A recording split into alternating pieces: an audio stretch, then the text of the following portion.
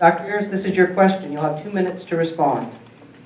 State revenues have come in under estimates frequently for about 2 years now. Why is this happening? Is it the state's tax or budget policies, the economy, or some combination of factors? This is primarily a revenue problem. It is not a spending problem.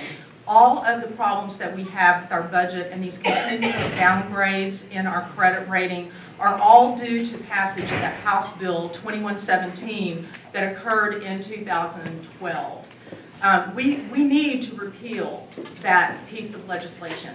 We need to get the taxes reinstated back on the LLCs and sole proprietorships, and once we do that, we will begin to see our budget crises abate and turn around.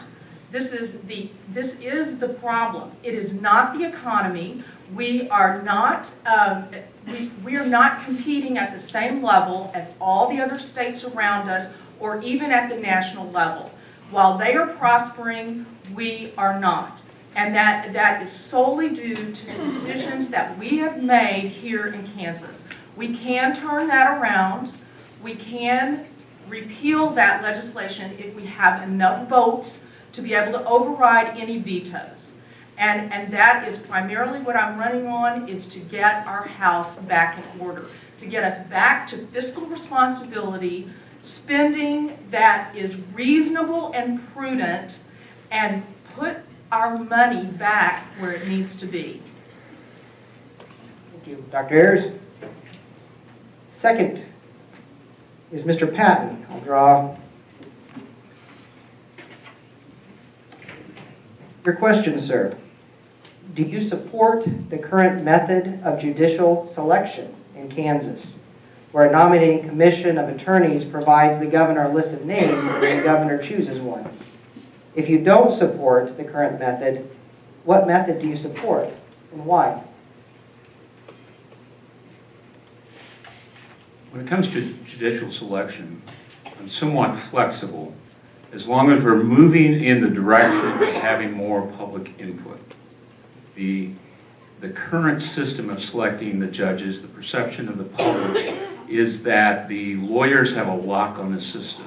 And on the committees where the actual selection is made and the nominations, the lawyers have a majority vote on those committees.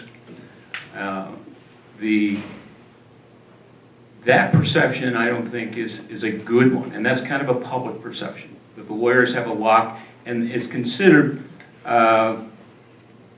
they look at that askance in terms of them selecting the judges that they're going to appear in front of. It's important to have expertise, their expertise in selecting the judges, and that is important to come into play, but the public wants to have a little more input.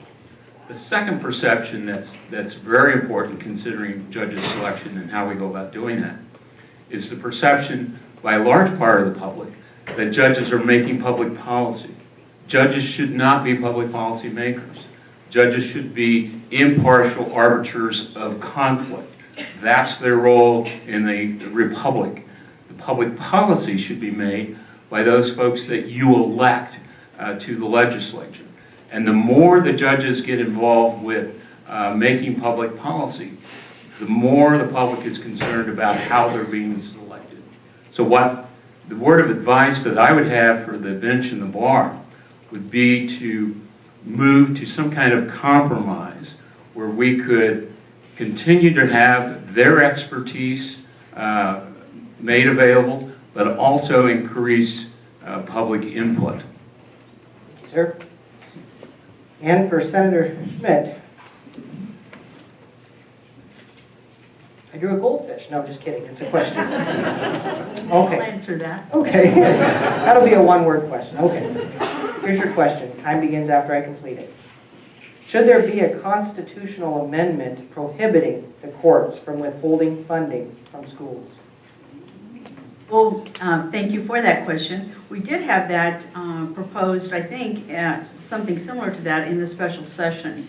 And, you know, the problem with that during the special session was that that wasn't what we were there for. We were there to fund schools, to answer the court's order to us, and to get us back, get the schools open, maintain them, keep them open, and put that $38 million back into that.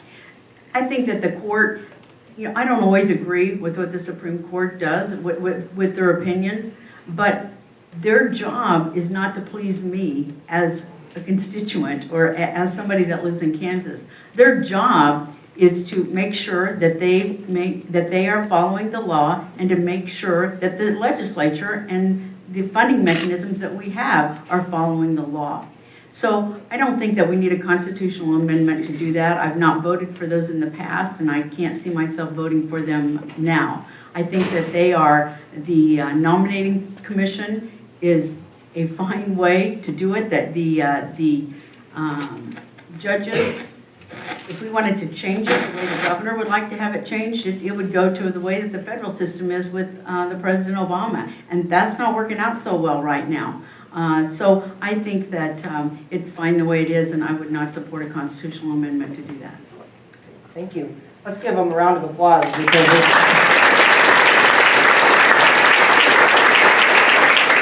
one point I failed to make that I probably should have shared, and that is each of the candidates knew the three categories of questions that I read off to you earlier. They are not familiar, they did not receive a list of questions or the answers to those questions. So what you're hearing from all of our candidates, Senate candidates, also our House candidates, are extemporaneous answers based on what they're hearing as you hear it for the first time this evening. So with that being said, now we're going to get into the lightning round, and that is 30 seconds to respond to a one-word question, and sometimes two. So I'm going to mix this up. We're going to start with Dr. Ayers. We're going to go through the line just as we did. You'll have 30 seconds to respond, and your one-word question with a hyphen. It's KDOT. KDOT. All of us who drive on the roads now know what the issue is here. We are in the mess that we're in, constantly taking money away from the Department of Transportation to fill up budget holes that were created by House Bill 2117. Once we get our budget in order, we can go back to funding transportation at the level that it needs to be. We've already heard that some important projects in our city and state have been put on hold because of this. We can't have it. Thank you. And the second patent. Revenue estimates. Are usually false. And budgets probably shouldn't be made based upon those kinds of things. I think the budgets need to be made to make sure the spending comes in line with the revenues. And there's really three things that can be done to solve the revenue problem. You can increase taxes, which is not a good idea. You can deal with the spending increases, or you can deal with tax loopholes, or some combination, but you've got to do something. Thank you. And Senator Schmidt, and hopefully you can see this. I'm shuffling on the counter here, but I'm not looking, I assure you. Okay. Senator, judicial retention. Oh, that's a great one. Boy, I got the judges on both. So I think our Supreme Court justices deserve to be retained. They do the job that they were selected to do. And as I had stated before, we don't always agree. Not all of us agree. I doubt if anybody in the room agrees with all of the things that they rule on. But they are selected by their qualifications, and their job is to maintain the third independent branch of government. And that is their job, and I hope you do retain them. Great. Thank you. Another round of applause, folks.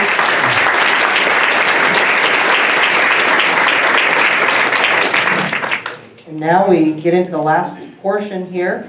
This will be the last time you hear the candidates speak on stage. However, I think some are going to stick around afterwards. And that is, we'll start with Dr. Ayers. You'll have 2 minutes. And the agenda is yours. Thank you. First of all, I want to thank everybody for being here tonight. And I'm really gratified to have this opportunity to speak to you. Because my issues are the same issues that Benjamin Franklin had for this country over 200 years ago. I want Kansans to be healthy, wealthy, and wise. But even Ben Franklin knew that wealth is held solidly between education and wisdom. And if we are not going to fund education to the level that it needs to be funded, and if we are not going to make sure that Kansans have access to health care, both preventive and acute, we are going to lose our wealth. And we're seeing that happen now. Jobs are not coming to Kansas. Corporations do not relocate to places that they perceive have no amenities, or a workforce that is poor, sick, and uneducated. So we do need to address these issues. We need to get back to the values that we have, and Kansas needs leaders who are not afraid to do that, who will not be afraid to stand up to Sam Brownback, who owe him nothing, and who will address the issues that we all know need to be addressed in our state. So I thank you very much for being here. Thank you for listening to me, and have a wonderful evening. You can give them all a round. Give her a round of applause. Mr. Patton, 2 minutes. Thank you all for coming here. I think, thank you for all the sponsors for this forum. I don't recall anything quite like this in the past, and I think it was just wonderful that you would do that. The big question is the budget and the revenues. Because of the difficulties we've been having, we haven't been able to fund education. We've been robbing from the highway fund. We've been robbing from capers. We have to get a handle on the budget. As I mentioned before, there's 3 things you can do. You can raise taxes. I'm not a big fan of raising taxes. You can decrease spending, and some of that's been done, although in the last few years, spending has been increased one year by 9%, or you can deal with tax loopholes. And the tax loophole problem is much bigger than what has been mentioned here. If you look at the tax code, there's 561 pages. There's 281 tax loopholes within that tax code. They just added another one this last year, so I guess there's 282. If you take out from that list churches, nonprofits, and Girl Scout cookies, because we all like Girl Scout cookies, you still have some 243, 245, let's call it 250 tax loopholes. Those 250 tax loopholes represent $8 billion that we lose from our revenue code. That's significant because the entire state budget for state funds is $6 billion. What we have to do is get a handle on those tax loopholes. And if I'm elected on day one, I will introduce a bill that will eliminate those tax loopholes, except for churches, nonprofits, and Girl Scout cookies, particularly the little minty kind of Girl Scout cookies, because I really like those. And what that will do is create a debate on each one of those, and that's where we have to go. I may not win the debate on all of those, but we only have to win 5%, because 5% of $8 billion is $350 million. That's what we need to get. And so that's the direction we take. Thank you. Round of applause. I was remiss in mentioning our sponsors, however, that we are sponsored heavily by the Girl Scouts of America. So, we'll share those, not the cookies, but the sponsors at the end. Senator, 2 minutes is yours. Thank you. Well, I too would like to again thank you for hosting the event. I'm thrilled at the crowd that's here. It's great to see people. I think informed voters are the best kind of voters ever. You know, I have deep roots in this community. I work as a local pharmacist. I've been working as a pharmacist for over 32 years in this community. Been married in about a week and a half. I'll be married 42 years. Have 2 sons and a grandson and another one on the way. And you know, I never really thought about running for public office. But I was working with the state's drug rebate program, and it was there that I discovered that the state was missing out on a lot of money, cost savings that they weren't actively pursuing. So I worked with the state and developed a plan and was able to successfully implement it. And that plan allowed the state to recover $391 million that directly went back to the state. I knew that if I could find those kinds of savings, that I could find it in other areas in the state budget. And so I sought election to the Kansas Senate. I've been endorsed by local teachers, FOP, the Fraternal Order of the Police, the Kansas Livestock Association, and the Kansas Farm Bureau. As a senator, I'm diligent in listening to the people that in our community and the people that I represent. I publish a weekly e-newsletter that goes out every week that tells you the issues that have been discussed.